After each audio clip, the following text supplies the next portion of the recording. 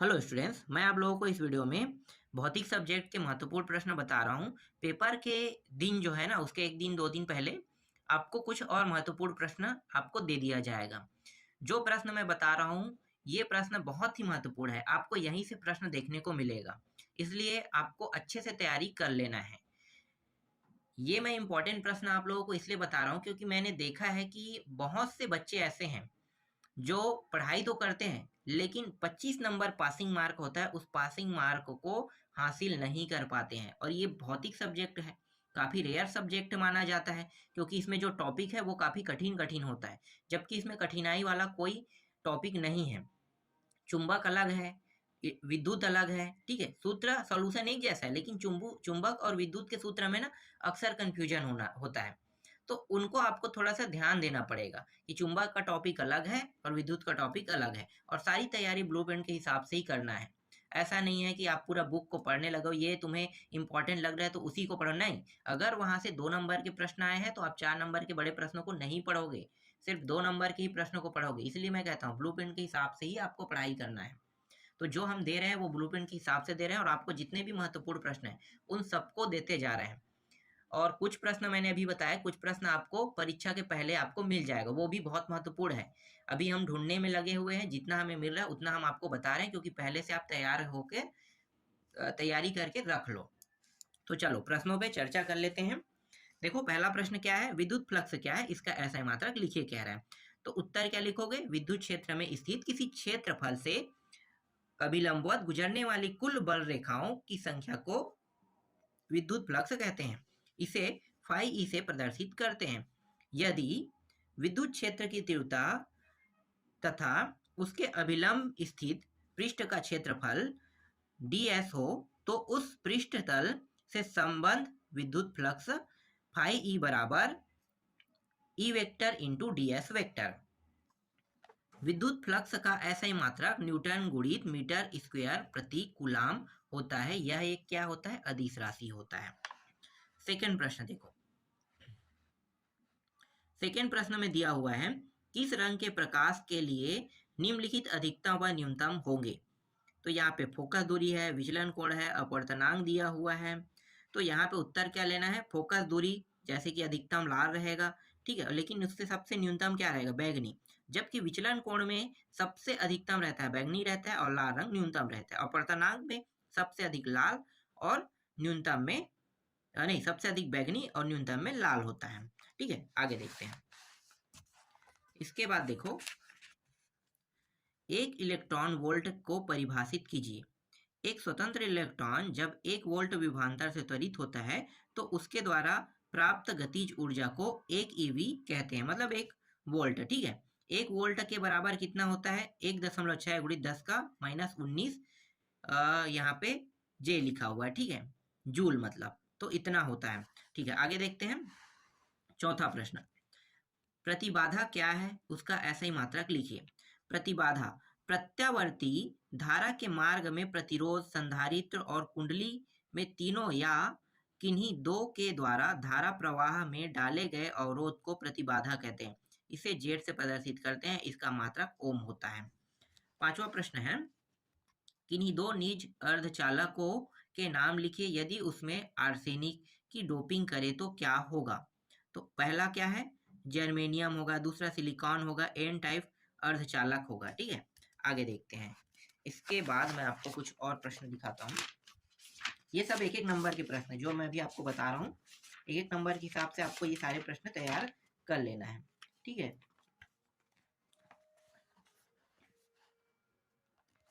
देखो यहाँ पे है, यदि दो बिंदु आवेश Q1 व Q2, एक सेकंड कहाँ पे है, हाँ एक मिनट, दो बिंदु आवेश Q1 व Q2 के बीच लगने वाले बल की प्रकृति लिखिए।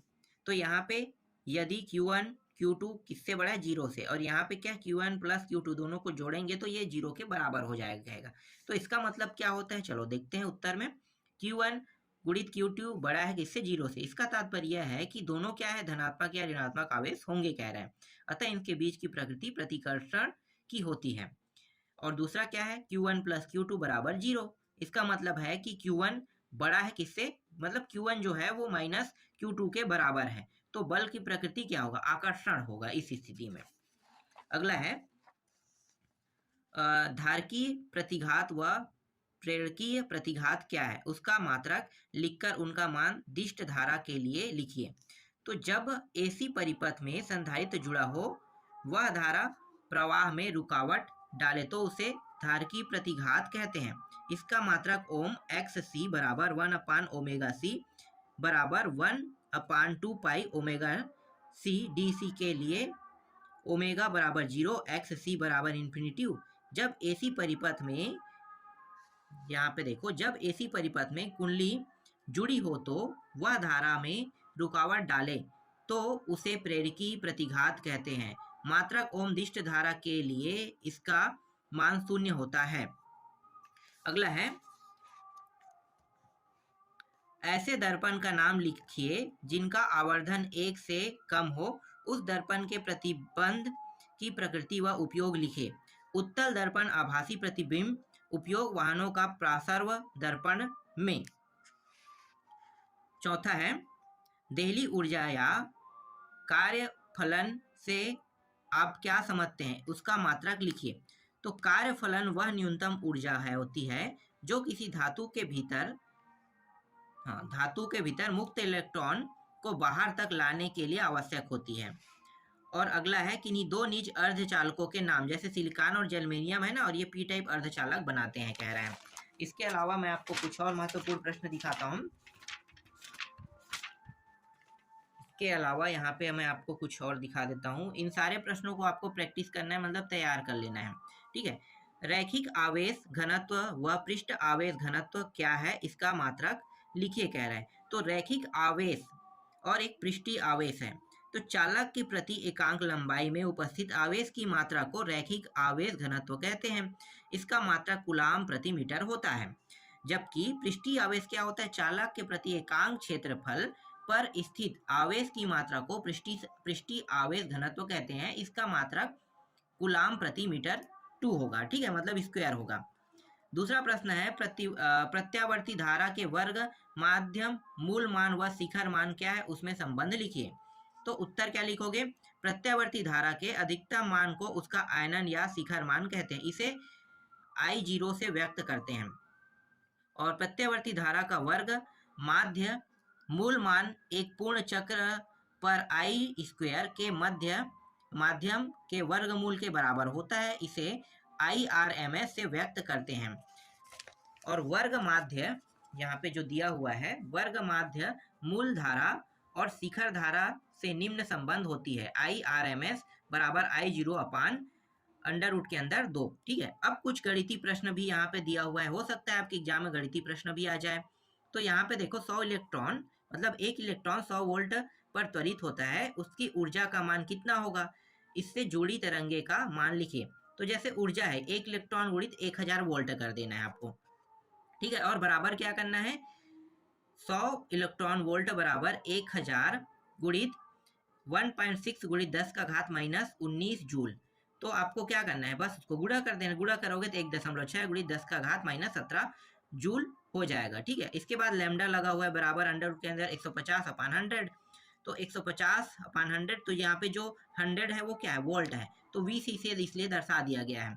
जबकि आपको दर्शाना नहीं है, सीधा भाग कर देना है, कह रहा है यहाँ पे 150 क्या करना है, भाग करना है, ठीक है। तो ये निकल जाएगा आपका इतना मान, लैम्डा बराबर 1.5 और क्या निकल जाएगा, ये निकल जाएगा, ठीक है। तो 100 यहाँ पे 1000 से भाग किया है, तभी तो ये आएगा 100 से, सॉरी 100 से किया है ना, 100 यहाँ पे लगा, 100 से भाग कर दिया है, ठीक है। आगे देखो, इसके बाद कुछ और महत्वपूर्ण प्रश्न है, जैसे कि यहाँ पे मैं आपको दिखाता हूँ।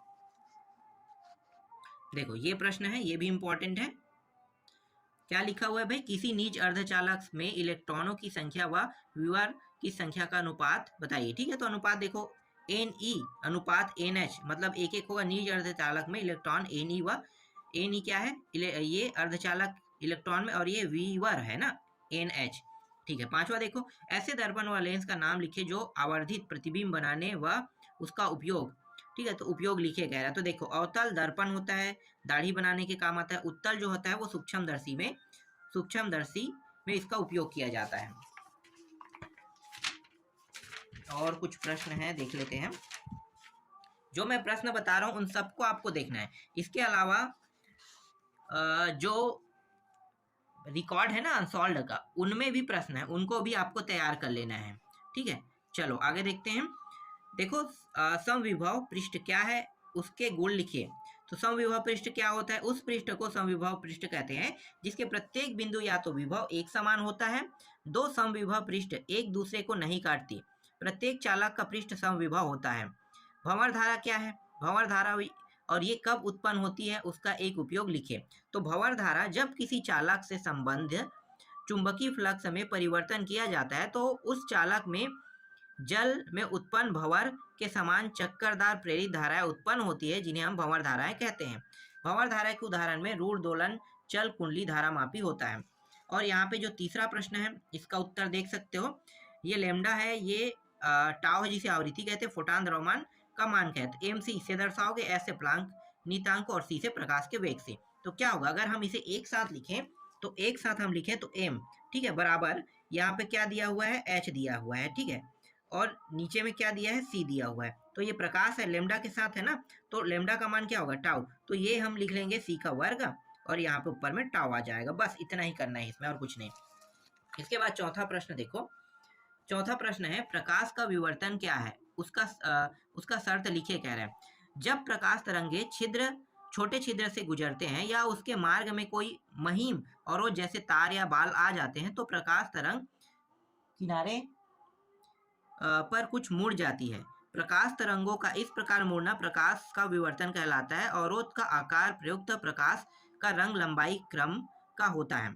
और ये पांचवा जो प्रश्न है इसको देख लेते हैं। किसी एक निज अर्धचालक का नाम लिखिए। तो पी टाइप और एन टाइप अर्धचालक होते हैं। तो एक सिलिकॉन होता है, एक जर्मेनियम होता है, ठीक है, और ये त्रिसंयोजी होते हैं। और यहाँ पे बोरान है, ठीक है, एल्यूमिनियम है, जर्मेनियम है, ये बोरान है कि बोरान ही है। मिलाने पर पी टाइप के अर्धचालक में पंच संयोजी तत्व जैसे पी, एस, एस बी मिलने पर एन टाइप के अर्धचालक बनते हैं। तो अभी मैंने आपको कुछ प्रश्न बताया, इन सब की आपको तैयारी कर लेना है। इसके अलावा जो आपके परीक्षा बोध है या परीक्षा सारा जो भी आप खरीदे हैं उसके पीछे में देखना, आपको बहुत सारे प्रश्न मिलेंगे। जो क्वेश्चन पेपर है, ठीक है, वो रिकॉर्ड वाला क्वेश्चन पेपर, वहां से भी बहुत सारे प्रश्न आएंगे, तो आपको उनको भी तैयारी कर लेना है।